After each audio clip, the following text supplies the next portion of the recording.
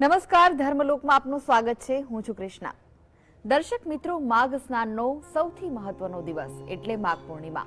આજના દિવસે સંગમ સ્નાનનું સૌથી વધારે મહત્વ હોય છે. માનવામાં આવે છે કે પૂર્ણિમાના દિવસે પવિત્ર સંગમમાં દેવતાઓનો નિવાસ હોય છે. તેથી આજના દિવસે દર વર્ષે સંગમ પર સ્નાન અને પિતૃઓની શાંતિ માટે તર્પણ કરવામાં આવે છે, જેમાં મોટી સંખ્યામાં શ્રદ્ધાળુઓ ભાગ લે છે. આ વર્ષે પણ પવિત્ર સંગમ ખાતે કરોડો ભક્તો આસ્થા સાથે સંગમમાં ડૂબકી લગાવી રહ્યા છે.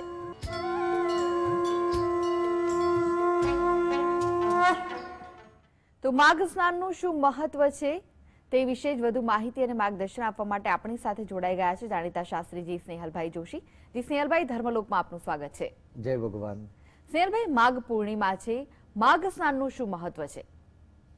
આમ તો દરેક પૂર્ણિમાનું અલગ વિશેષ મહત્વ હોય છે, પણ માઘ મહિનો ખૂબ સુંદર પવિત્ર ઋતુઓનો મહિનો જેને કહી શકાય, જેની અંદર ઋતુ પરિવર્તનનો યોગ બની રહ્યો છે. આપણી ગુજરાતી ભાષામાં સરળ ભાષામાં વાત કરીએ મિત્રો તો શિયાળાની અંદરથી હવે ગરમીની સિઝન ચાલુ થવાનો આ સમય થઈ રહ્યો છે. વસંત ઋતુ જ્યાં બિરાજમાન થયેલી છે, નવા અંકુરિત થતા ઝાડોની અંદર આ માઘ મહિનો એ વિશેષતઃ મહત્વ, અને એમાં પણ પૂનમ, માઘ મહિનાની પૂનમ એટલે અતિ પવિત્ર દિવસ, અને એમાં પણ માઘ સ્નાન કરવામાં જો આવે તો આ માઘ સ્નાનની અંદર અતિ પવિત્ર પુણ્ય ફળની પ્રાપ્તિની લોકોને અનુભૂતિ થાય છે. માટે આ માઘ સ્નાનની અંદર મિત્રો, આ માઘ સ્નાનની અંદર પરમાત્માની પૂજા, પરમાત્માનું યજન અને પાપમાંથી મુક્ત થવા માટે, જે તમારા પાપો થયા છે એ પાપમાંથી મુક્ત થવા માટે તીર્થની અંદર સ્નાન કરવાથી, અને એમાં પણ પ્રયાગ ઇત્યાદિ તીર્થોની અંદર, ત્રિવેણી સંગમની અંદર, ગંગાની અંદર, નર્મદાની અંદર આ સ્નાનો કરવાથી જીવનના કરેલા પાપમાંથી પરમાત્માની કૃપાએથી મુક્તિ મળે છે. ભગવાન વિષ્ણુ ખુદ જળની અંદર પોતે બિરાજમાન થઈ અને જીવાત્માના પાપને નાશ કરનાર બને છે. મિત્રો, આપ જોઈ શકો છો, આપ જાણો જ છો કે અનુભવ કરી શકો છો કે હવે શિયાળો છે એ ધીરે ધીરે ધીરે ધીરે પૂર્ણ થવાનું છે અને ગરમીની સિઝન ચાલુ થઈ રહી છે. માટે આ શિયાળાને અંદર, આ ગરમીની અંદરથી જે આપણે શિયાળાનો જે સમય હતો, ઠંડીનો સમય હતો, આ ઠંડીના સમયમાંથી હવે આપણે ગરમીના સમયની અંદર જવાના છીએ. તો આપણી જે બોડી છે, શરીર છે, વિજ્ઞાન પણ છે ને કૃષ્ણાબેન, આ વિજ્ઞાન પણ આપણું વેદની સાથે સંકળાયેલું છે. એક સિઝનમાંથી બીજી સિઝનની અંદર જતા હોઈએ ને એટલે માણસોને બીમારી થઈ શકવાના શક્યતાઓ વધારે રહે છે. એટલે વેદ પણ અહીંયા આજ સમજાવે છે કે એક સિઝનમાંથી બીજી સિઝનમાં જતી વખતે માઘ સ્નાનની અંદર ઠંડીનો ચમકારો વિશેષતઃ રહેતો હોય, અને ઠંડીની અંદર તમે સ્નાન કરો અને ગરમીની અંદર બહાર આવો ને એટલે તમારી બોડી લેંગ્વેજ જે છે, શરીરની કાર્યક્ષમતા જે છે એ ઓટોમેટિક એ કાર્ય પદ્ધતિને, એ ઋતુને અનુરૂપ થઈ શકતું હોય છે. એટલે માઘ પૂર્ણિમા એ દાન પુણ્યની સાથે સાથે વેદની અંદર વિજ્ઞાન જોડાયેલું છે, એનું આ મહત્વ દર્શાવી રહ્યું છે. માઘ સ્નાનને ત્રિવેણી સંગમ જેટલું મહત્વ આપવામાં આવ્યું છે, તેની પાછળનું શું કારણ છે? આ માઘ સ્નાન ત્રિવેણી સંગમ જેટલું મહત્વનું છે. કારણ માઘ સ્નાનની અંદર મિત્રો આપ જોઈ શકો, માઘ સ્નાન ક્યારે આવે છે? જ્યારે મકરનો સૂર્ય હોય ત્યારે આ માઘ સ્નાન આવે છે. સૂર્ય મકરનો હોય અને મકરના સૂર્યની અંદર દાન, પુણ્ય, મહિમા અતિ વિશેષ બતાવ્યો છે. ગીતાની અંદર પણ ભગવાને સૂર્ય મકર રાશિની અંદરથી જ્યારે આરંભ થાય છે ત્યારે મોક્ષ ગતિની પ્રાપ્તિ થતી હોય છે. સૂર્ય એ આત્માનો કારક છે, માટે જીવનની અંદર આત્માને શુદ્ધ બનાવવા, આત્માને પવિત્ર કરવા, જીવનના થયેલા પાપોમાંથી મુક્ત થવા માટે આ મકરના સૂર્યમાં માઘ સ્નાન આવે છે. બીજું મિત્રો, મીનનો ચંદ્ર હોય ત્યારે પૂર્ણિમાનો પ્રાપ્તિ થતી હોય છે. બહુ સુંદર વાત કહું છું મિત્રો. અમુક ઘણા વખતો મને પૂછતા હોય છે કે શાસ્ત્રીજી આ દિવસે સ્નાન કરવાનું શું મહત્વ છે? કેમ ગંગાની અંદર બીજા કોઈ દિવસોમાં સ્નાન ન કરીએ તો પાપમાંથી મુક્તિ ન મળે? અને આ દિવસે સ્નાન કરીએ તો જ મુક્તિ મળે, બીજા દિવસોમાં કરીએ તો નહીં મળવાની? મેં કીધું દરેક દિવસેમાં મુક્તિ મળવાની છે મિત્રો. પણ જે દિવસે જે નક્ષત્રનો, જે ગ્રહનો, એ સૂર્ય હોય, એ ચંદ્ર હોય, તો ચંદ્રને દોષિત જે કંઈ આપના દોષો છે, ચંદ્રને લગતા માનસિક દોષોમાંથી પણ આપના જીવનમાં આપને મુક્તિ મળવાની છે. માટે મીનનો જે ચંદ્ર હોય છે, એ મીનનો ચંદ્રની અંદર સ્નાન કરવાથી મકરનો સૂર્ય અને મીનનો ચંદ્ર આ બે ફિક્સ દિવસ હોય છે ને, એ જ દિવસે માઘી પૂર્ણિમા આવે છે. અને આ વખતે તો પુષ્ય નક્ષત્ર છે. પુષ્ય નક્ષત્ર એ અતિ ઉત્તમ અને અતિ દુર્લભ સ્નાન માટેનું એક ઉત્તમ બતાવેલું છે. સ્નાન માટેનો ઉત્તમ દિવસ બતાવેલો છે. અને એમાં પણ આ ત્રણેય વસ્તુનો સંગમ થવાથી જેમ અમૃત સિદ્ધિ યોગ પ્રાપ્ત થતો હોય, એવો અમૃત સિદ્ધિ યોગની આ દિવસે પ્રાપ્તિ થાય છે. માટે આ દિવસે સ્નાન કરવાથી, આ દિવસે તમારા ત્યાં પોતાના તીર્થક્ષેત્રની અંદર અથવા તો પછી આપ જ્યાં રહેતા હોય ત્યાં કોઈ નદી હોય, નદીમાં સ્નાન કરવાથી, તળાવ વાવમાં પણ સ્નાન કરવાથી, અથવા પ્રયાગ ઇત્યાદિ ક્ષેત્રોની અંદર પણ સ્નાનાદિક કર્મ કરવાથી જીવનની અંદર તમારા પાપનો એકરાર કરીને સ્નાન કરવાથી તમારાથી જાણતા અજાણતા કાયાથી, વાણીથી અને મનથી થયેલા પાપમાંથી અવશ્ય મુક્તિ મળે છે. કૃષ્ણાબેન, ત્રિવેણી સંગમ એટલા માટે છે કે મનનો અધિષ્ઠાતૃદેવ છે એ ચંદ્ર છે, આત્માનો અધિષ્ઠાતૃદેવ સૂર્ય છે, અને જીવનમાં સમૃદ્ધિના અધિષ્ઠાતૃદેવ પુષ્ય નક્ષત્ર છે. આપણે જાણીએ છીએ પુષ્ય નક્ષત્રની અંદર આપણે સોનું ખરીદીએ છીએ, નવી વસ્તુઓ ખરીદીએ છીએ, ઘરની અંદર બચત થાય એવી વસ્તુઓ રાખીએ છીએ. તો કાયા, મન અને વાણીથી થયેલા પાપમાંથી મુક્તિ. અને આ દિવસે જો સ્નાન કરવામાં આવશે, આ પસ્તાવો વિપુલ ઝરણું સ્વર્ગથી ઉતર્યું છે. પસ્તાવા રૂપ ઝરણુંને તમે સ્વર્ગ માનીને એની અંદર સ્નાન કરશો, બરાબર, તો પાપી જન તેમાં ડૂબકી દઈને પુણ્યશાળી બને છે. ગમે તેવા પાપી અઘોર પાપ કર્યા હશે, પણ એની અંદર જો સ્નાન કરશે ને તો એના પાપમાંથી એને અવશ્ય મુક્તિ મળશે. જી સ્નેહલભાઈ, તમે મારી સાથે જોડાયેલા રહેશો. આગળ પણ માઘ સ્નાન વિશેની માહિતી મેળવીશું તમારી પાસેથી. તો દર્શક મિત્રો, આગળ પણ આપને માઘ સ્નાનના મહત્વ વિશે જણાવીશું. તમે પણ અમારી સાથે જોડાયેલા રહેશો. તે પહેલા હાલ સમય છે વિરામનો. લઈએ વિરામ.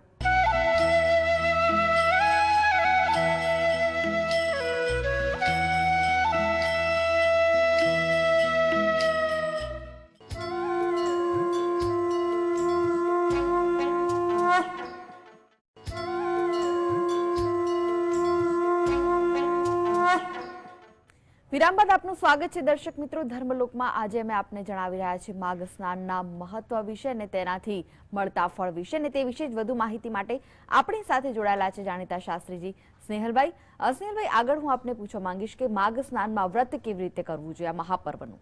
મહાપર્વનું વ્રતની અંદર લોકો છે ને માઘ સ્નાન દરરોજ સ્નાન કરવા જતા હોય છે, અને પોતે ત્રિવેણી સંગમ, ગંગા કિનારે, નર્મદાના કિનારે, નર્મદાની જ્યાં પરિક્રમા થતી હોય છે, આવા તટો ઉપર એક એક મહિનો જઈ અને પોતે એક મહિના સુધી ત્યાં રોકાતા હોય છે. મિત્રો, જો આવું આપણે એક મહિના સુધી રહેવાનું શક્યતા ન હોય તો જે આખા મહિનાનો આ દિવસ છે, પૂર્ણિમાનો દિવસ, આ પૂર્ણિમામાં પણ જો વ્રત કરીને સ્નાન કરવામાં આવે, પૂજા અર્ચના કરવામાં આવે ને, તો પણ એનું અનેરા પુણ્યની પ્રાપ્તિ થાય છે. વ્રતને કેવી રીતે કરવું એ જાણી લો મિત્રો.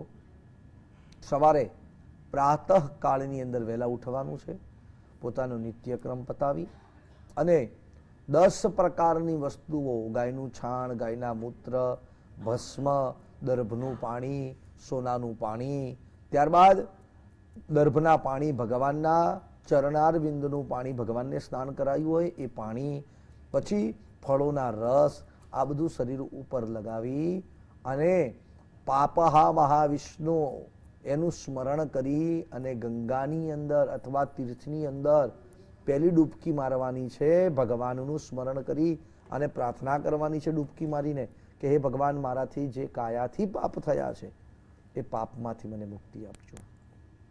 ફરી પાછા બહાર નીકળી પરમાત્માનું સ્મરણ કરી અર્ઘ્ય અર્પણ કરી દેવતાઓને અર્ઘ્ય અર્પણ કરવાનું છે. ફરી પાછી નદીની અંદર જઈ ડૂબકી મારવાની છે, પરમાત્માને પ્રાર્થના કરવાની છે. મેં જાણતા અજાણતા કોઈનું દિલ દુભાયું હોય, કોઈ મારાથી ખોટા કર્મ થઈ ગયા હોય તો આ પાપમાંથી મને મુક્તિ આપજો. ફરી પાછા બહાર નીકળવાનું છે. મનુષ્યો આ સંસારમાં જે આપણે કોઈના ઋણી રહી ગયા હોઈએ, કોઈનું ઋણ આપણે કર્યું હોય, કોઈ આપણા ઋણી રહી ગયા હોય તો એવા વ્યક્તિઓને અર્ઘ્ય અર્પણ કરવાનું છે. આપણા ઈષ્ટને, માતૃ પિતૃ ગુરુ આ બધાને અર્ઘ્ય અર્પણ કરવાનું છે. ત્રીજી ડૂબકી મારી અને પરમાત્માને અહીંયા પ્રાર્થના કરવાની છે કે હે પરમાત્મા, મારી વાણીથી કદાચ મેં કોઈનું દિલ દુભાયું હોય, જીવનની અંદર કોઈ ખોટા કર્મો થઈ ગયા હોય તો આ પાપમાંથી મને મુક્તિ આપજો. અને ત્યારબાદ બહાર નીકળી ઋષિઓને તર્પણ કરવાનું છે. જે આ સંસારની અંદર તીર્થો છે, જે આ સંસારની અંદર જગતના કલ્યાણના માટે પોતાના દેહથી અનેક પ્રકારની ક્રિયાઓ કરીને તપશ્ચર્યા કરી છે, જે કંઈ મેરુ છે, પર્વતો છે, જે કંઈ સાગર છે, સમુદ્રો છે, જે કંઈ વનસ્પતિઓ, ઔષધિઓ છે, એ બધાને હું અર્ઘ્ય અર્પણ કરી રહ્યો છું. આવી ભાવનાથી ત્યાં અર્ઘ્ય અર્પણ કરવાનું છે. ગંગાજીનું સ્મરણ કરી, યમુનાજીનું સ્મરણ કરી, નર્મદાજીનું સ્મરણ કરી જળની અંદર સ્નાન કરવાનું છે. અને ત્યારબાદ સ્નાન કરી પોતે જ્યાં રહેતા હોય પોતાના ઘરે અથવા જે પંડારની અંદર રહ્યા હોય ત્યાં પંડારમાં આવી ભોજન બનાવવાનું છે. એક જ સમય ભોજન લેવાનું છે વ્રતની અંદર. મિત્રો ખાસ સમજજો. અને આ ભોજનની બનાવી ભગવાનને ભોગ ધરાવી, ભગવાનની પૂજા અર્ચના કરી, ભગવાન શિવજીની પૂજા બતાવી છે, શિવજીનું આરાધના કરી અને શિવજીને ભોગ લગાવી અને ત્યારબાદ જે કંઈ દાન પુણ્ય કરવાનું છે, અન્નદાન છે, મહાદાનો કરી, ભૂખાઓને ભોજન કરાવી, ગુરુઓની પૂજા અર્ચના કરી, દેવોની પૂજા અર્ચના કરી, તપસ્વીઓની પૂજા અર્ચના કરી, ઋષિ મુનિઓની પૂજા અર્ચના કરી, એમને ભોજન કરાવી, એમને દાન દક્ષિણા આપવી અને પરમાત્માની આરાધના વ્રતનો આરંભ કરવો. આ દિવસે અવશ્ય સત્યનારાયણની કથાનું શ્રવણ અવશ્ય કરવું અને સત્ય એ જ નારાયણ છે એવું ભગવાનની આગળ સ્મરણ કરી અને પરમાત્મા હું સત્યનો આગ્રહી રહીશ એનો આપણે જીવનની અંદર આગ્રહ કરવો. મુખ્યત્વે બેન આ દિવસે સત્યનારાયણની વ્રતની પૂજા પણ કૃષ્ણાબેન વિશેષ કરવામાં આવી રહી હોય છે. સેલભાઈ, તમે દાન પુણ્યની વાત કરી તો કેવા પ્રકારનું દાન કરવું જોઈએ? દાનના અનેક મહિમા બતાવેલા છે બેન. આ સંસારમાં જો સૌથી મોટામાં મોટું દાન હોય ને તો અન્નદાન છે. કૃષ્ણાબેન, 5 રૂપિયાનું, 25 રૂપિયાનું, 500 રૂપિયાનું કોઈ પણ માણસને દાન આપીશું ને પણ માણસને સંતોષ નથી થતો. પણ જ્યાં ભોજનની થાળી મૂકીશું અને એની અંદર 1 લાડુ, 2 લાડુ, ત્રીજો લાડુ, ચોથો લાડુ, પછી વ્યક્તિ કહેશે બસ હવે જોઈતું નથી. અન્નદાન એ મહાદાન છે. મિત્રો, આ સંસારમાં અન્નદાન કરવાથી સર્વ મનોકામનાની પૂર્તિઓ થતી હોય છે. માટે મોટામાં મોટું જો દાન હોય ને તો એ અન્નનું દાન છે. આ દિવસે મિત્રો ચપ્પલનું દાન કરવાથી તમારા જીવનની અંદર જે કંઈ પનોતી છે, જે કંઈ દુઃખ છે, જે કંઈ દારિદ્ર્ય છે આ દૂર થઈ જશે. વસ્ત્રનું દાન કરવાથી સર્વ પ્રકારના જીવનની અંદર તમારા કાર્યની અંદર તમને સિદ્ધિ પ્રાપ્ત થશે. આ દિવસે કપાસિયાનું દાન આપવામાં આવે છે, કપાસનું દાન આપવામાં આવે છે. કપાસનું દાન કરવાથી તમારા જીવનની અંદરના દારિદ્રતાને, દુઃખને પરમાત્મા નિવારણ કરે છે. આ દિવસે જીવનના અન્નદાન કર્યું છે, તમે વસ્ત્રદાન કર્યું છે, તમે તલનું દાન કરશો. તલ એ ભગવાનના, એવું કહેવામાં આવે છે શાસ્ત્રમાં કે ભગવાનના પરસેવામાંથી ઉત્પન્ન થયેલા છે. માટે આપના પરિશ્રમનું, તલનું દાન કરવાથી આપના પરિશ્રમનું સારું પરિણામ, સારું ફળની પ્રાપ્તિ થાય છે. અને સર્વ પ્રકારના ઉત્તમમાં ઉત્તમ દાન એવા સુવર્ણ દાન બતાવ્યું છે. ચાંદીનું દાન બતાવ્યું છે, લોઢાનું દાન બતાવ્યું છે. જી આવા અનેકો દાન કરવાથી જીવનના શુભ અને સારા પરિણામોની પ્રાપ્તિ થતી હોય છે. કૃષ્ણાબેન, જી દાનનો મહિમા અનેરો છે, પણ સુપાત્રને તમે જે દાન કરી રહ્યા છો એ ગીતાજીની અંદર પણ 17મા અધ્યાયની અંદર શ્રદ્ધાત્રય વિભાગ યોગ, આવો શ્રદ્ધાત્રય વિભાગ યોગમાં દાનનો મહિમા સમજાવ્યો છે. જી, જી. અને કીધું છે કે સુપાત્ર, સારું પાત્ર હોય અને યોગ્ય વ્યક્તિને દાન કરવાથી જીવનમાં શુભ અને સારા પરિણામ અવશ્ય પ્રાપ્તિ થાય છે. બાકી રાજસ દાન છે, તામસ દાન છે. જો રજોગુણ વાળા વ્યક્તિઓને દાન કરશો તો એ દાન તમને જીવનમાં બંધન આપશે. જી. અને તમો ગુણથી જીવનમાં, દાનનો મહિમા, જીવનમાં તમો ગુણ વાળા વ્યક્તિઓને જો દાન કરશો તો એ તમારું દાન છે એ લેખે ન લાગતા એ જીવનમાં તમને પણ અધોગતિએ લઈ જાય છે. માટે દાન કરવું, યોગ્ય વ્યક્તિને, યોગ્ય પાત્રને અને યોગ્યતા વાળા વ્યક્તિને દાન કરવું જી, જી, એ જી. ખૂબ જ જરૂરી છે. જી જી સ્નેહલભાઈ, તમે જોડાયેલા રહેશો, આગળ પણ માહિતી મેળવીશું તમારી પાસેથી. તો દર્શક મિત્રો, આગળ આપને જણાવીશું કે સંગમ સ્નાનનું શું મહત્વ છે તેના વિશે. આ પહેલા હાલ સમય છે વિરામનો, લઈએ વિરામ.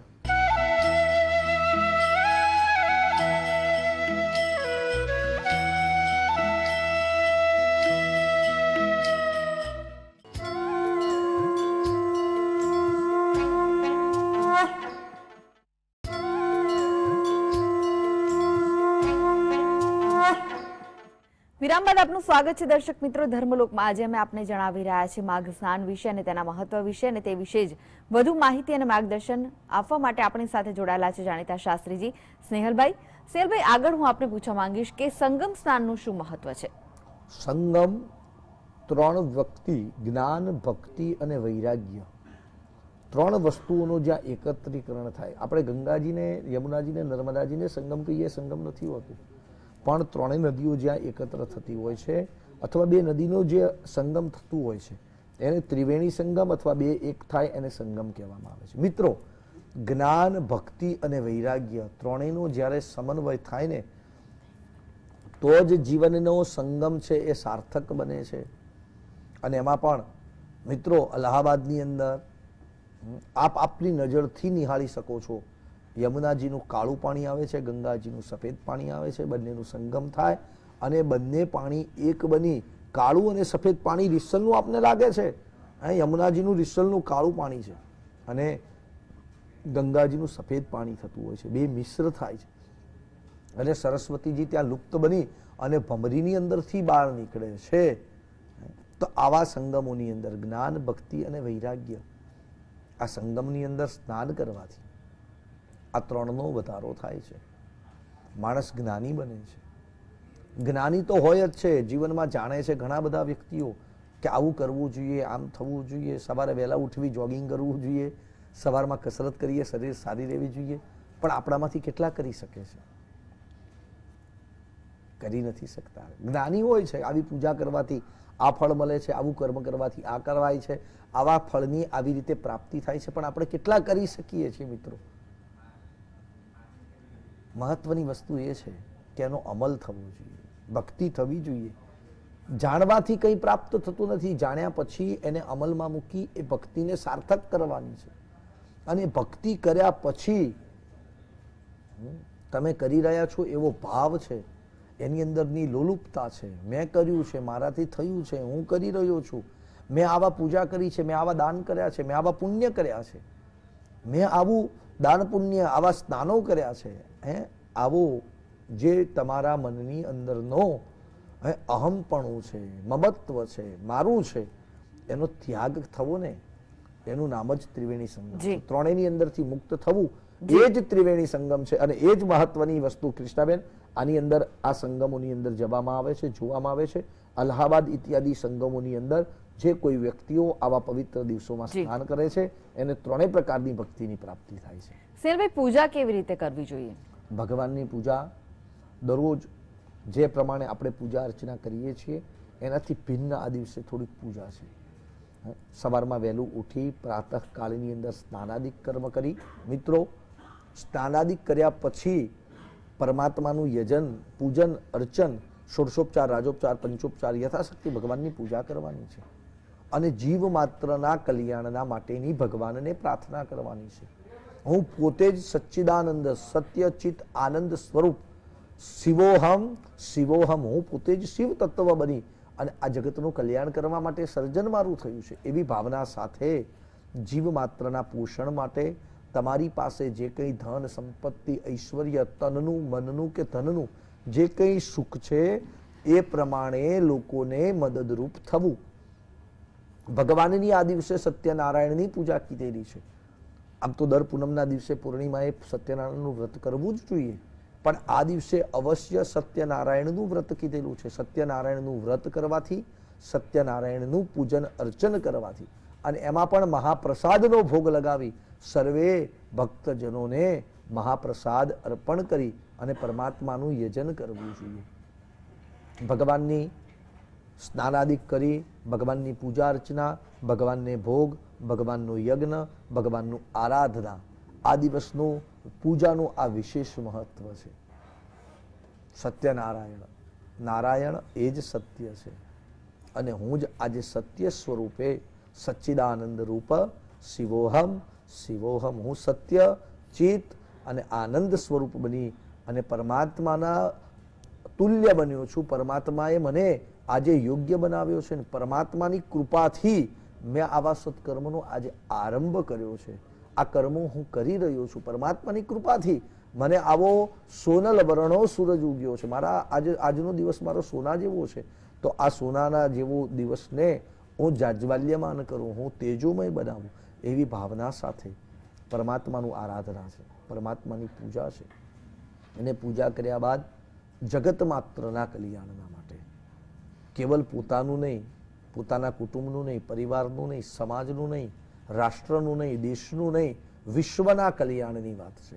વિશ્વના કલ્યાણ માટે ભગવાનની જોડે પ્રાર્થના કરવાની છે અને અવશ્ય પરમાત્મા તમારી આ પૂજાને સ્વીકાર કરશે. મુખ્યત્વે કૃષ્ણાબેન આપણે વાત કરીએ, આવી પૂજાથી જીવનના અંદર તમારું અવશ્ય કલ્યાણ થાય છે, પરમાત્માની કૃપા દ્રષ્ટિ પ્રાપ્ત થાય છે અને આવી સદભાવનાના કારણે તમારી માનસિકતાની અંદર, તમારા જીવનની શૈલીની અંદર અને તમારા પુત્ર પૌત્રાદિકોના મન, માનસ અને કર્મની અંદર પરિવર્તન થાય છે, જેના હિસાબે જીવન તમારું ઉન્નત બને છે. સ્નેહલભાઈ, ધર્મલોકમાં તમે ઉપસ્થિત રહ્યા, દર્શક મિત્રોને જે માહિતી અને માર્ગદર્શન આપ્યું તે માટે આપનો આભાર. જય ભગવાન. તો દર્શક મિત્રો, ધર્મલોકમાં આજે બસ આટલું જ. મને રજા આપશો. નમસ્કાર.